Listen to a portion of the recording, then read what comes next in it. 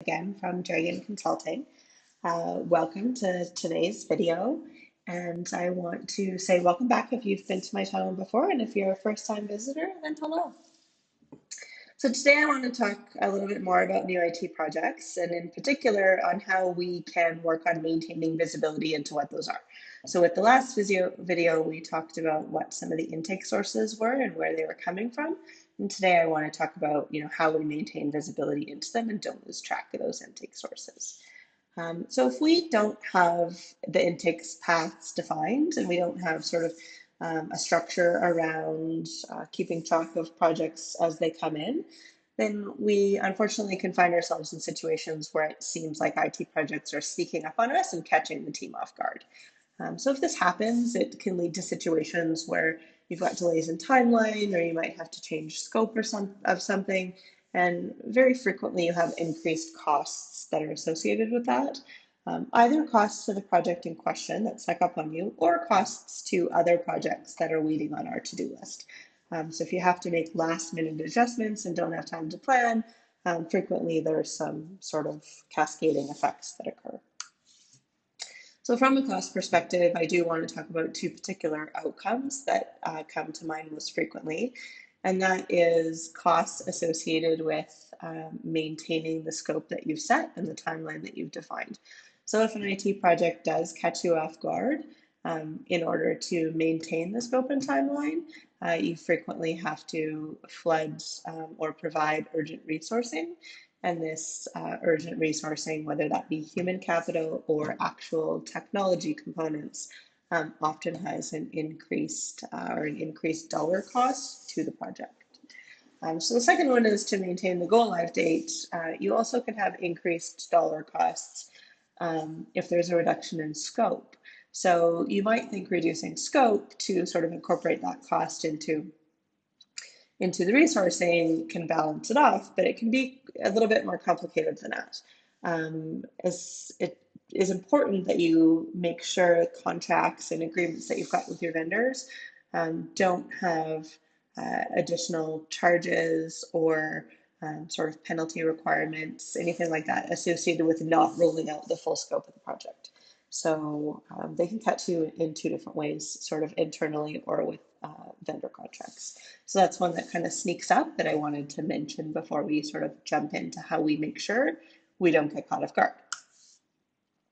So I do think that the number of times that IT departments, especially in the healthcare environment, are quote unquote scrambling to catch up, I do think those are decreasing, but I don't think they're gone, at least in the organizations that I've worked with, just even in the last year and a half or so. I think they still occur to some extent, and hopefully they're not huge projects that are sneaking up, but even the little ones, so multiple little ones, can be hard on an IT department. So to reduce the occurrence of these sneak up projects, there's a few things to keep in mind. So a central repository for everything that's upcoming is a good place to start. So it lets you have a single location to increase visibility. So if you've got everything that's sort of together in one spot, then you can have organizations to review that to make sure that everything they know about is actually maintained on the list. If you don't have everything in one spot and it's kept on, 15 different spreadsheets or different department components everywhere, then you rely very, very heavily on interpersonal communications, and those sometimes can fall apart, and that's where you'll get things sort of sneaking up on you. So the second one is an intake process for end user requests. So we're talking about those improvement initiatives here, and that is an actual formalized process for requests that are coming from the clinical community or the administrative community that involve IT. So is there somewhere that they can document those, that they can be vetted, that they can actually pass through an approval process before being done and before being added onto the list, so you can have visibility into what those are and make sure that you don't have competing initiatives that are going after each other, or that something is sneaking up from the position that an end user group is expecting it to occur, but IT isn't aware that it needs to occur, and it sort of works its way up the hierarchy to the point where it becomes an urgent request.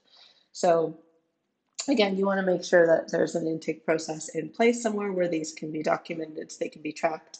And so that you don't waste time having end user groups sort of request something that's already been requested. Instead, they can put some of their efforts and, formulate a better business case for things. So it actually can help things get going faster. So the next one is central contact points for regulatory changes.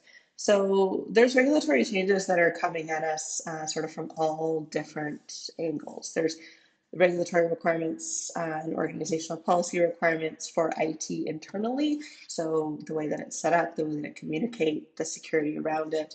There are clinical practice requirements and guidelines. There are outcome reporting requirements that need to be done. There's certainly legislation for most places that's either at the state and federal or provincial and federal level that sort of oversees things. So they can come from a bunch of different places and actually be fed into multiple different sources. So you want to make sure that you have key individuals that are in IT that are going to try to keep track of what those regulatory and policy changes are going to be and how they would impact IT from a project perspective. So a good place to start with this one is to figure out which individuals or groups in your organization are keeping track of regulatory and policy update changes for non-IT departments. So whether that be your patient safety group, some of your reporting bodies, maybe administrative groups that are there. So you want to, your cybersecurity officer, you want to keep track of, who it is that's actually, looking in their particular area for anything regulatory that's coming in and make sure those point people can all actually connect on a regular basis. So it's really hard for one person to sort of find every rule and every requirement on an ongoing basis unless that's their sole job. It's easier to have a key contact point in IT who can reach out to those key contact points in other areas. So next up, I want to mention leadership transparency. So IT projects actually are often the result of business strategies or goals. And in order for these not to get lost, there needs to be some form of process established around leadership transparency.